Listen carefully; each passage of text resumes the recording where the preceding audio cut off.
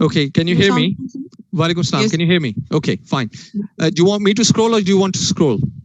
Yes, sir. Kindly sir, you scroll, please. I'll scroll. Okay, tell me what you think of the lateral meniscus.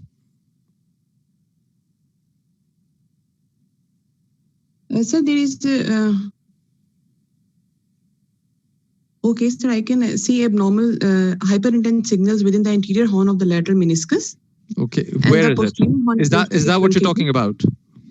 Yes. Okay, be very, very, very, very, very careful calling tears in the anterior horn of the lateral meniscus. Okay, do Yes. not call tears in the anterior horn of the lateral meniscus unless you have very, very conclusive evidence, because this is a very, very normal appearance for the lateral meniscus anterior horn. Okay. Okay, this is a plumb normal lateral meniscus. Okay, all right. This fibrofatty tissue that occurs in the anterior horn of the lateral meniscus is a normal appearance. Okay, this is nothing abnormal. Okay, and the reason it's very important is because you may find a knee surgeon who's very keen to make some money by scoping and damaging the normal looking lateral meniscus. Let's start off on the medial side. Okay, so we're starting on the medial side. Tell me what you see. Okay. So I'm seeing that there is an abnormal linear hyperintense signal within the medial meniscus. It is involving the one side of the articular surface in the posterior horn. Okay. So what do you think it is? So this is a grade 2 tear in the posterior horn of the medial meniscus.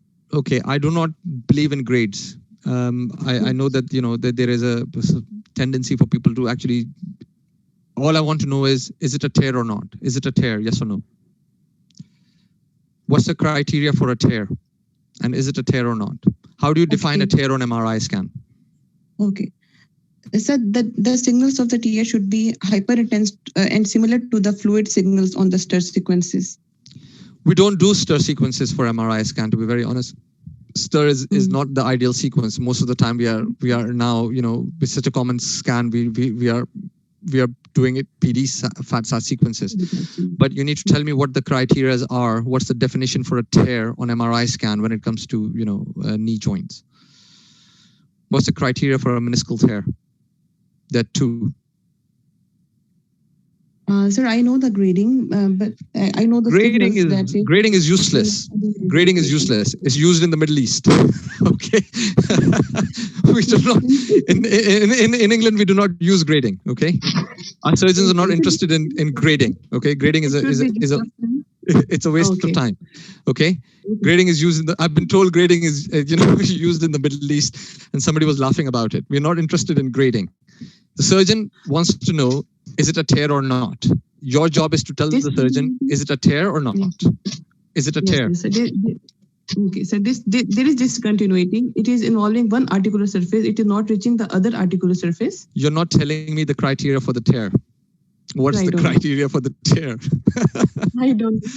Okay, these are important things, isn't it? You need to know the criteria for the tears, because otherwise you're not really going to be able to answer the question. Okay, so on MRI scan, there are two criteria for the tear. Okay, one is that abnormal signal reaching the articular surfaces either on two consecutive slices, yes, right, or yes,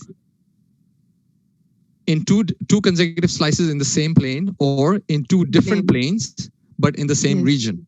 Okay, so for example, in this case, you've got, first of all, yeah, I don't see any harm in actually telling the surgeon where this tear is opening up. So previously I would say there's a tear in the posterior horn of the medial meniscus opening into the superior or inferior articular surface, right? I would tell the physician that. I'm not really fussed about telling them now.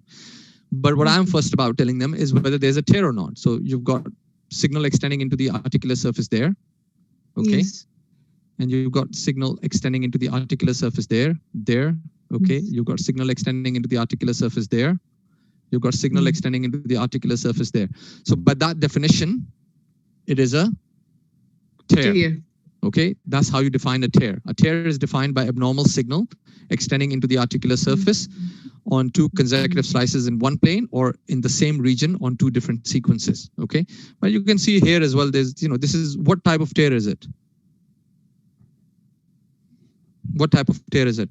I've been asked to rush you, so you have to answer me quickly now. Okay, sir, horizontal or horizontal cleavage tear. Okay, so this is a typical horizontal cleavage tear. Okay, so this patient has got horizontal cleavage tear. Okay, he's got some bit of bone marrow edema at the bone marrow edema. a little bit of edema there. Okay, joint diffusion. now look at this MRI scan. Okay, so he's now come back in with knee pain, and the surgeon wants to know whether this patient has got a recurrent tear or not. Okay, so tell me, he's had arthroscopy as well. Okay, after the surgery, he's had arthroscopy in the past. So tell me whether the patient has got a recurrent tear or not. Okay, we'll just look at the medial side. Okay. Tell me if you see a tear or not. And what is it that you see, and whether I should be worried about it or not.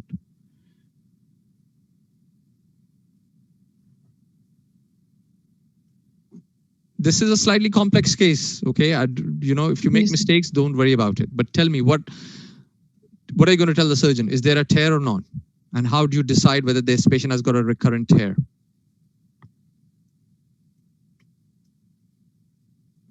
So the anterior horn is fine. The anterior horn is always fine. So there is a signal within the posterior horn. Okay, there is a bit of signal in the posterior horn. Okay, but what about the signal?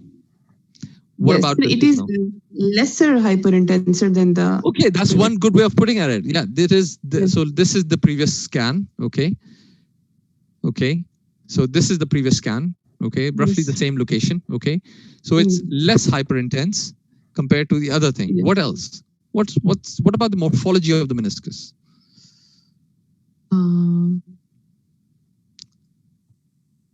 What do you think? What do you think that looking at this, right?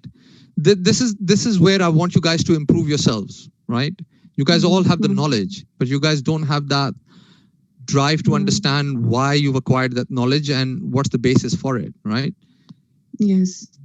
Your job as a radiologist is not to just report recurrent tears. Your job is as a radiologist to also understand what kind of management sometimes is provided. Now, I'll be honest enough to say that I'm not the best at it myself, but I make it a point to learn, because if I make it a point to learn, I keep up to date with what's happening with the surgical world. It's bread and butter. If you're doing MSK radiology and you don't understand the management of patients, then you're basically putting patients at harm and yourself at risk, okay? Especially in a foreign country like UK or USA. What do you think that the patient underwent? He's undergone arthroscopy. What do you think they do for horizontal cleavage tears?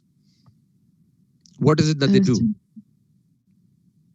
How do they manage horizontal cleavage tears?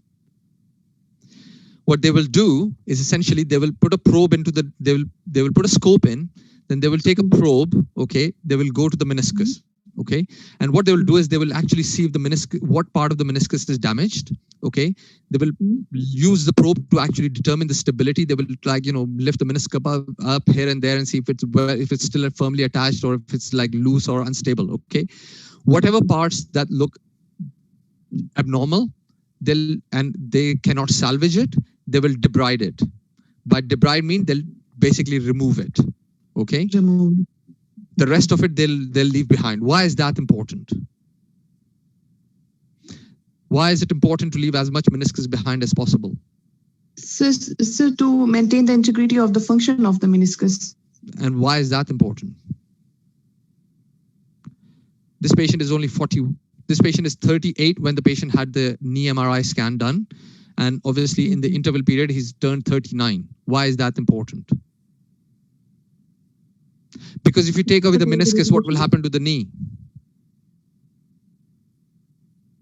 What will happen to the patient's knee? Okay, so this is again important for you guys to understand. If you take away the patient's meniscus, the patient develops premature osteoarthritis. Your meniscus is a shock absorber. Okay, it's there to protect your cartilage. It's there to basically transmit the load from your thighs down to your legs. Okay, if you take away the shock absorber, you're going to damage the car. That is what your meniscus is.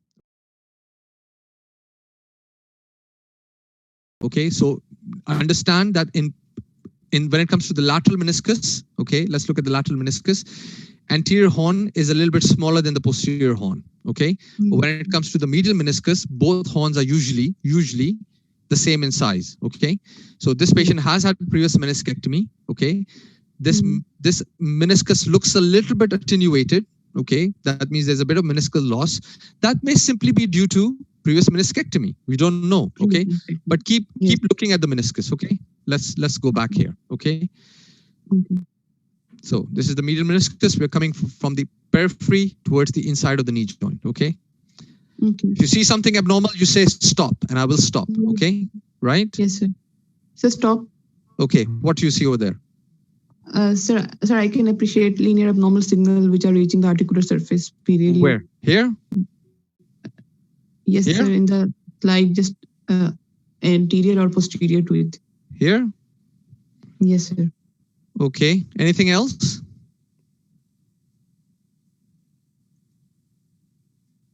Anything else?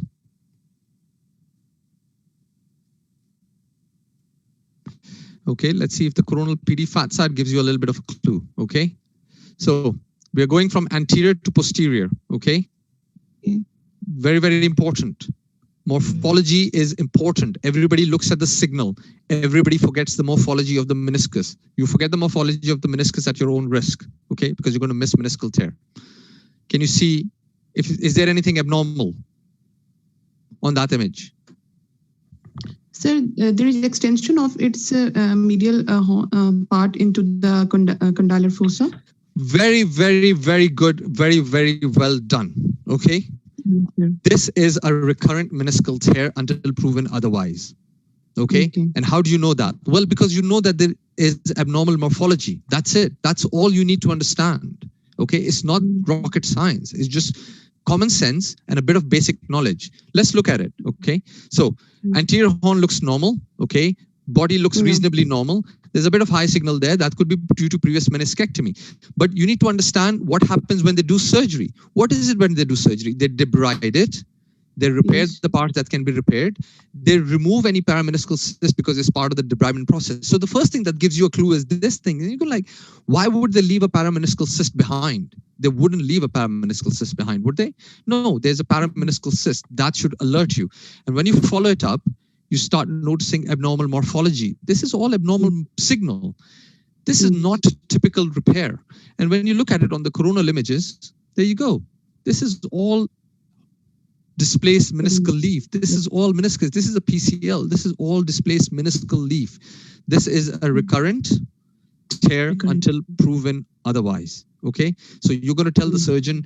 Even I didn't have any previous imaging for me to compare. That's the number one rule. If you're going to report an MRI scan of the knee joint, you either need to have the previous from the before the meniscectomy, so that you know what the morphology was, or you have to document in your reports that I can't really see the morphology. But with this case, I just said, look, this is a recurrent tear. Khalas. There's no argument. There's no what if this that. You do not leave morphology like this behind, because the purpose of meniscectomy is what?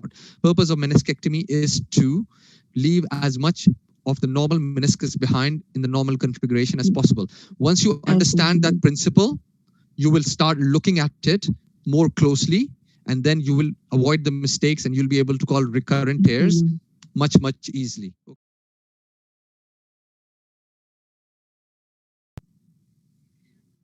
So can I have a look at the coronal views? I am unable to identify. Yeah, that's fine. That's fine. Okay, so we're going to start off with the coronal.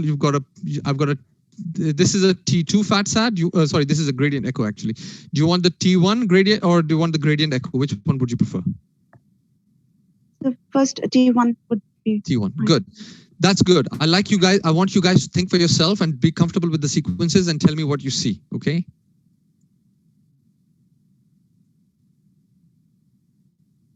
I'm provided with coronal T1 images, and I'm able to appreciate that there appears to be since the patient has some numbness on the hypothenar, so I'm suspecting it to be some nerve abnormality. But on the given images, I'm able to appreciate that there appears to be slight subchondral changes within the carpal bones. Absolutely normal. Plumb normal sir. carpal bones. Leave them alone. Sir. Right. So, at this point, it appears to be fairly unremarkable to me. I'm unable to appreciate any abnormality. Okay. All right. Okay. All right. Okay. Fine. Let's go back to the axial, shall we? Right, sir. Yes, sir, please. what are the structures you're looking at the wrist? You're looking at the tendons. You're Right, looking sir. at the bones. What else?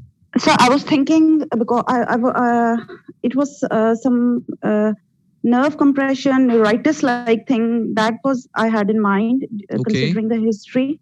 Okay. Okay, good. Keep the history in mind, and I'm going to scroll again. Okay. You have the history in mind now. You'll be able to concentrate a little bit better. Tell me if you see the abnormality and ask me to stop.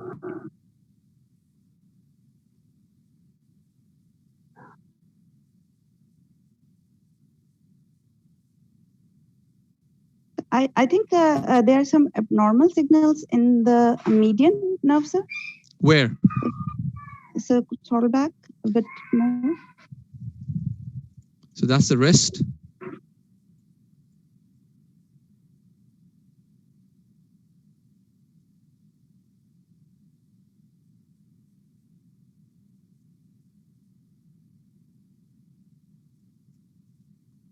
So like right here, Right in the there. back sequence.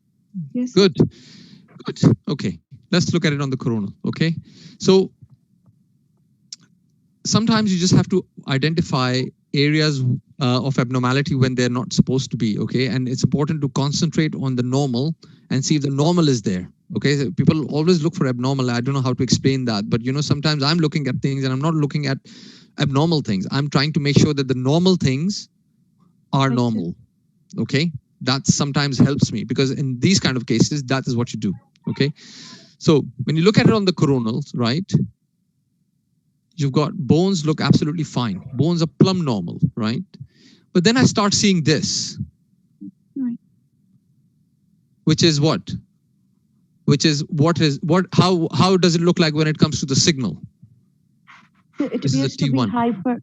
It's hyper. Yeah, it is hyper. Right. And then I start seeing this. Right. And this is like, oh, this is not. Why am I seeing hyper intense signal, which is lobulated like that? Okay. Then I start looking on the axial. And where is it?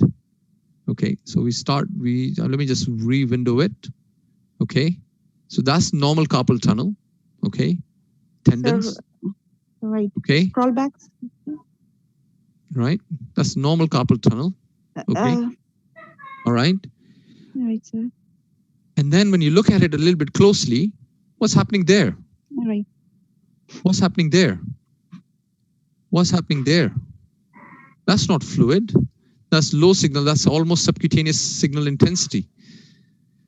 And then if you look at it more closely, okay, you start noticing the median nerve is swollen, edematous, and then it becomes compressed. And then when you go back, you actually appreciate that's the normal median nerve. Sorry, we're going to go there. That's the normal median nerve. But now it's very, very hyper intense. It's very hyper intense. It's very, very hyper intense. So this patient has got a lipoma. Right. Compressing the median nerve. Okay. Right. It's very, very important to one of the things that everybody doesn't really keep an eye out is the nerves in the hands. Okay. We've seen neuropraxia kind of cases being missed post-trauma and things like that because everybody's interested in reporting fractures and ligamentous injuries. Nerve injuries are also important. Similarly, in cases like these where there's a swelling and tingling and things like that, it's important to keep an eye out on the nerve, not just in the carpal tunnel, but this is actually distal to the carpal tunnel. It's actually at the level of the carpometacarpal joint and hasn't even been fully imaged, but you can actually appreciate it right there. Right there. And that is the nerve. Okay. So this patient had a carpal nerve, median nerve compression. This is all nerve. This is all grossly abnormal thickened nerve. Nerve should not be this thickened. Okay. Yes, this is grossly abnormal thickened nerve. Okay. Good.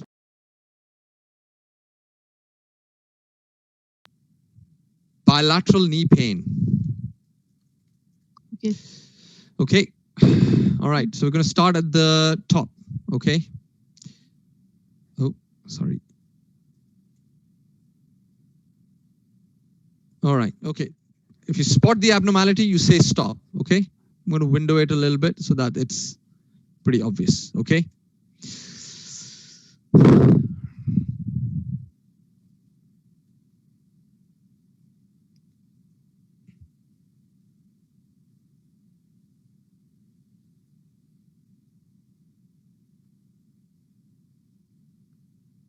You didn't say stop. I showed you the abnormality. Yes, sir, I'm looking at it. Okay. Okay, let me show you the Sir, sagittals. Where is the abnormality? Sir, behind the knee joint. Behind the knee joint. Oh, no, no, no. The abnormality is way anterior. Okay, just beneath the patella, in the Hoffa fat pad, no muscle. This is the patella Hoffa's fat ligament. pad. Okay, this is the Hoffa's fat pad. Yes, sir. Sir, so can you scroll it up or down? This is a sagittal image, so it will be going side to side. So this is the lateral. Yes, sir.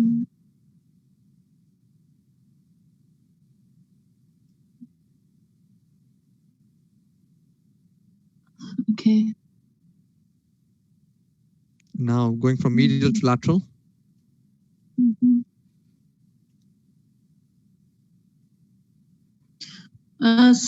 So there were changes in the tendon, in the tendons. Yes, there are changes in the tendon. I want you to tell me what those changes are and what do you think of them, and what should I do with them.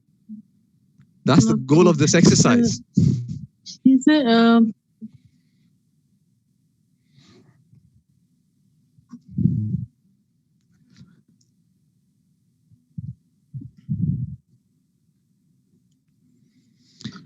Okay, Sir, stop, relax. Okay, number one rule, relax. Okay, number two rule. Obviously, you guys haven't done my FRCR course, but if you don't know the answer, right, that doesn't mean that you guys become quiet.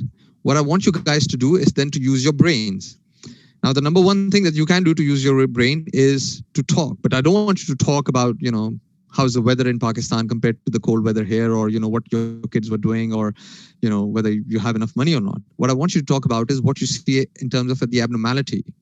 And the reason I want you guys to get into the habit of doing that is, in fact, I think most of the time people have read up on things.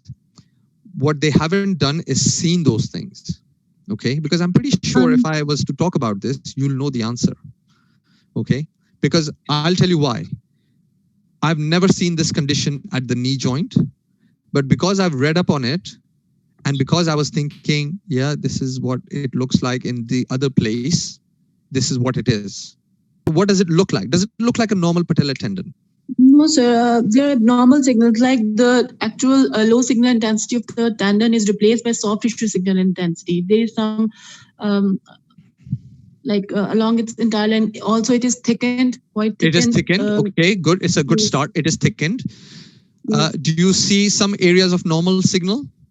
Yes, now I can appreciate that. Okay, so there are some areas.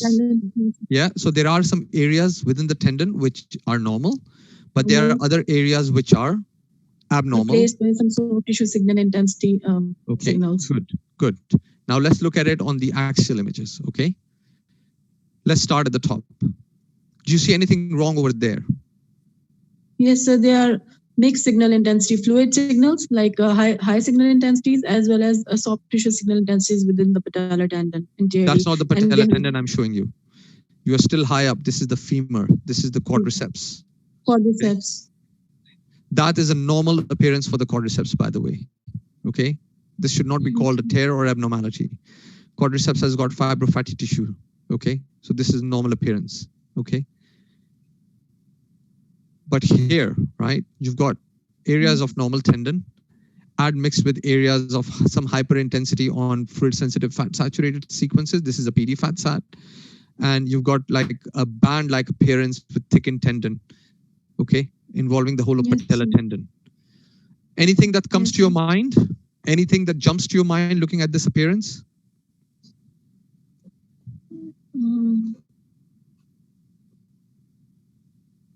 Sir, I've never seen a case. is the only case in my library. Okay, this is rare, not unheard of, but this is rare. But like I said, if I showed it to you around the ankle, you'll pick it up immediately. If I showed this in the tendo Achilles, you'd be telling me the answer, or you'd at least be guessing the answer. So tendinosis, like not inflammation, but some soft tissue sarcomatous change. Okay, stop. Okay. If you don't know the answer, that's absolutely fine. But if you're sitting, for those who are sitting in the exam situation, always understand, whoever's cooking, I hope the food is good. But if you don't know the answer, my advice would be not to go down the rabbit hole by digging up a hole and saying things which may be inappropriate, because then I'll start quizzing you for sarcomatous soft tissue changes and things like that. Okay. What about on this image? Do you see anything wrong on this image? There. Do you see anything wrong on this image? Sir, fluid signals. No, this is normal fluid signal. What about here?